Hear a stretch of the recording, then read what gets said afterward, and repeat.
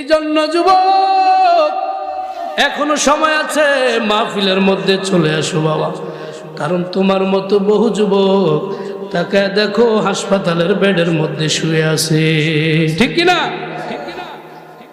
আমার ভাইয়েরা, বন্ধুরা, বাবারা, আজকে এই পাটোয়ারি বাড়ির মধ্যে বেহেশতের বাগান সাজাইলো পাটোয়ারি বাড়ির যুব সমাজেরা বাবা। যা খোঁজ নিয়ে দেখেন বহু যুবক হাসপাতালের বেডে শুয়ে আছে, বহু মুরব্বী হাসপাতালের বেডে আছে না নাই? আরো যেরকম আছে।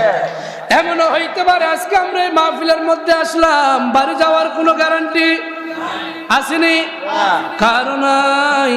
এই জন্য সময় আছে এখনো বাবা, আল্লাহর পথে আসো, রাসূলের সুন্নাত তরিকে আসো।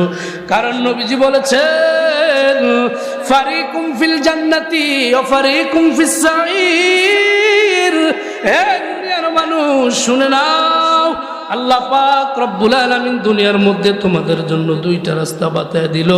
একটা রাস্তা জান্নাত, আর একটা রাস্তা হলো বাবা জাহান্নামের। তোমাকে আল্লাহ বিবেক দিছে, বিবেক আসেনি? বিবেক নামক একটা আদালত প্রত্যেকের মাথায় আছে না নাই? হাদিসে আসছে, আউয়ালু মা ইউহাসাবু বিল আবদি ইয়াউমাল কিয়ামাতিস সালাহ। হাশরের ময়দানে আল্লাহ সর্বপ্রথম নামাজের হিসাব নিবে।